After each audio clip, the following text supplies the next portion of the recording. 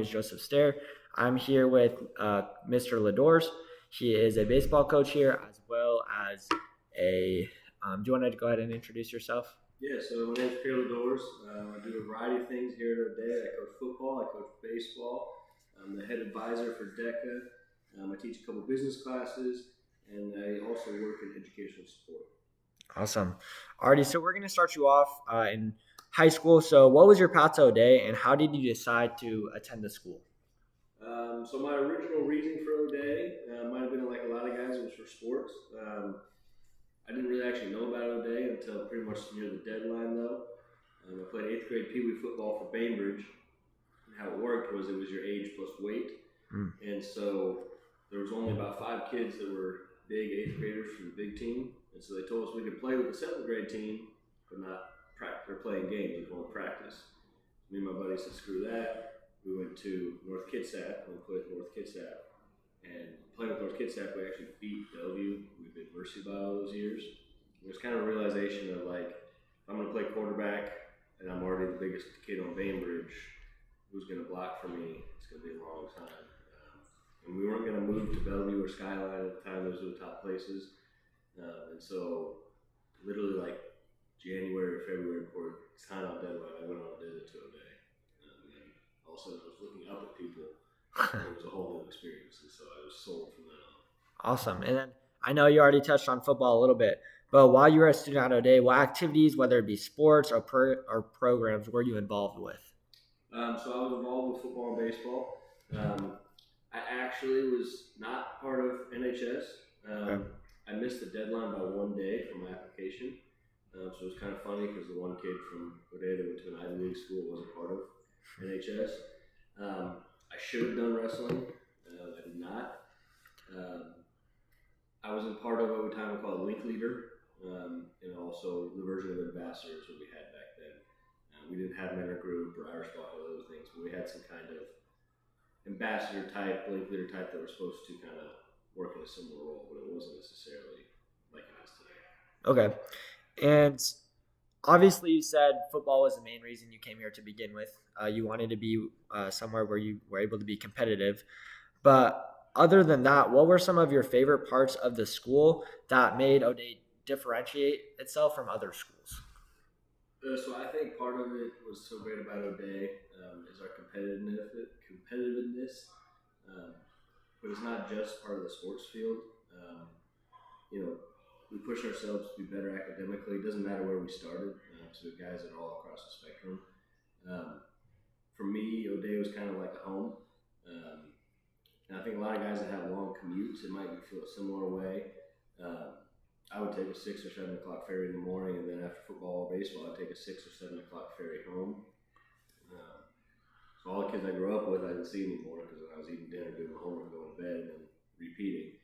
And then the guys at O'Day, it's tough to see them outside of school because I was at football practice and then going back home and catching a ferry.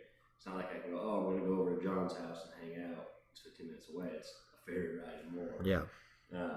So like being at O'Day was like a true home. And to me, that kind of separates it from other places where you're not just going to school. Some kids, this is where they get their first meal at. Some kids, this is where they have electricity or Wi-Fi or they have power. A lot of kids come from some situations, whether it's football, esports, DECA nowadays. I love that there's a home for everybody. We're not perfect. We don't necessarily have a ton of arts programs. We have a drama club, but we can still develop more. But we have a home for everybody, which I think at most places it's just not true. Yeah, for sure. There's somewhere where every type of person can fit in their own little group, which is really nice. Obviously, you're saying you had to sacrifice a good amount in order to come to school every day. It sounded like even your personal life, your home life. Looking back, it sounds like you're pretty happy you did that, right? Are you happy that you did it? It's one of the best decisions I ever made. And it really is up to the individual. I have 2 younger brothers who it was not worth it to them to make that, the commute, losing the friends wasn't worth what they might gain through sports or through, brotherhood, whatever it might be. It wasn't worth it to them. And so I think anybody that wants to make that dedication and put that effort and time in, you get that happy result out of it. I think it's people that maybe they don't necessarily want to go, or it's a long commute. They don't enjoy it. Maybe they might have regrets or something about it. Which is why I think we have kids that transfer. It's okay that O'Day's not for everybody.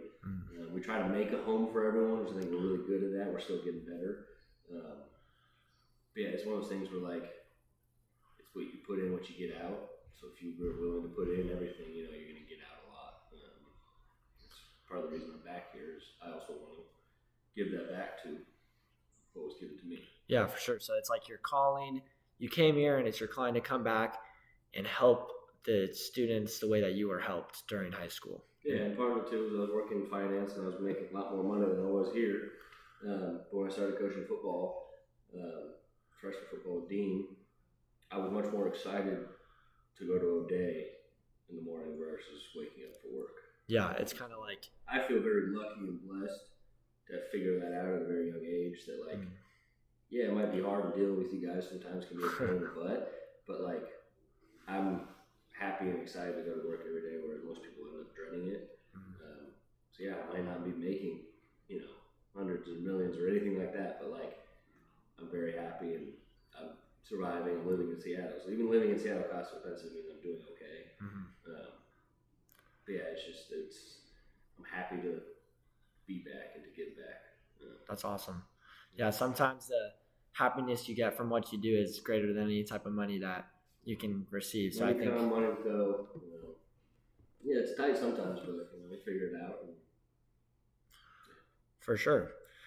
All right, and then when you were a student at O'Day, obviously you said at O'Day as a whole did so much for you. But was there a certain someone, whether it be teacher or just a leader, maybe as a student, an upperclassman, that you looked up to?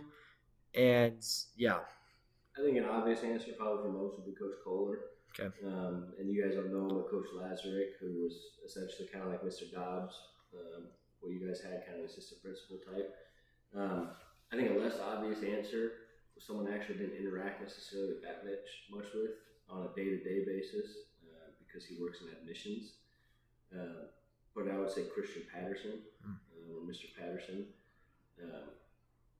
I don't know if there's anybody that actually works harder at O'Day than Mr. Patterson. Kohler's up there because he gets here at 4 a.m., but like per work, per minute, per second, I don't know if there's someone that's actually working harder than Mr. Patterson. And he wants to be here. He loves it here. It's just an epitome. And he felt like someone that would always have my back no matter what. Even though I didn't really know him that well, I felt like I could walk into his office and say, "Hey, this is going on. I need help with this," or bang bang, and without questions asked, he would help me. So very lucky and blessed to be around someone like that, where it wasn't necessarily like a direct. He did coach me in baseball, but it wasn't like a direct. I'm seeing this person, and just seeing how he carried himself, how he still carries himself. I'm pretty sure the dude right now could run up a mountain and come back and then go straight to work. Yeah, I think the obvious answer is Kohler. His dedication, his time, being here at 4 a.m. until whatever time every day. But I think a less obvious answer would be someone like Coach Patterson. One, he's not going to get a lot of thank yous because once you're in the school, you're just happy to be here. So thank you. And then after that point, he's doing the same job over and over. I can change stuff in class or DECA based on other stuff. He's having to repeat the same thing over and over again every year. He can very easily get bored of that, but he still is showing up on time ahead of time and he's kicking it. Awesome. And then last question of the day. If you were to look back on all your experience at O'Day, whether it be as a student here or in the role that you're playing right now, is there one thing, I'm sure there's a lot of things, but is there one thing that you can kind of zone in on and, hey, I learned this from O'Day and I'm really happy that I learned this? Whether mainly... That's a tough question. Yeah, I know, it is.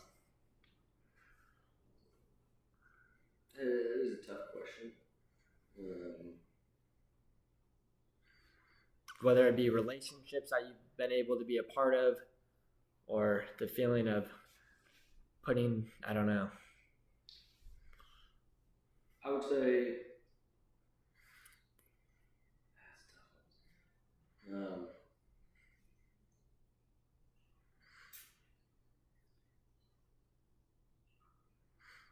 it's not necessarily maybe not necessarily learning from O'Day. I think it's more so coming to O'Day. I learned it. Coming from an all-white place, pretty much like Bainbridge Island. Um, Not necessarily have to be empathetic or sympathetic towards others, but just the understanding that you potentially have no clue what they're going through on a day-to-day basis. Um, you don't know if mom or dad are sick. You don't know if they didn't have dinner last night. You don't know if their parents are fighting. You don't know. Like, there's so much stuff going on. Like, that it might be a miracle the kid's even at school that day. Having been through it as a student, or we mess with each other and talk shit, and seeing it as a teacher, and then coach and other stuff. It's sometimes I think you guys, this generation, cut a little deep. I'm not saying we didn't talk smack and stuff, but it's just like, seems like you guys are like, here, and it's like, boom, I'm gonna take a knife shot right here. Whereas more we were like, yo, you're dumb because you think Kobe's better than Jordan. Yeah. Like, yeah, it's kind of personal saying you're dumb, but it's also like, no one's sitting there going, oh, I am dumb for thinking that, or like getting anxious or mental health from it. It's like, whereas nowadays, like, I don't know, I can't think of his name. It's just Yeah, like, no, jazz. Yeah, and it can get to different levels if you keep doing it. And I think mentor group and other stuff are getting better at kind of going back to that a little bit. But yeah, it's just kind of like the other day, like, I don't know what a kid from near Garfield's experience. I don't know what a kid lives down in Federal Way or near Beach, or I don't know what their experience is or what. So I think that just kind of more so an eye-opening experience of just like an introduction to the world, a little bit of like, hey, grow up, figure things out, a lot of other stuff going on that I wasn't experienced being on Bainbridge. I mean, just white, rich, and like, yeah, for sure. On an island too, so not only are you like not hidden, but you kind of even more so hidden that like you're not going to experience stuff when you get off the island. Yeah, for sure. So that was for me. I thought it was great because when you go in the real world, it's the same thing. Yeah, people kind of like there, and all kinds of cultures, beliefs. Like, I think we had a couple kids in my time that were Ethiopian, and another one that was, I can't remember which one, but just their cultures and their experiences and how they did things. It's just like, I would never have seen that ever on Bainbridge Island. Yeah. Don't really think you get that much at like prep. Maybe a little bit. Just O'Day is such a diverse place and just learning. I think it's not really a good answer, but it's the best answer I can come up with. Yeah, no worries. I get it. I think that's a good thing, that perception and an idea of being able to see what different people are going through in their lives. So I get what you're saying with that. But I really appreciate your time, and you will be seeing this shortly. Thank you.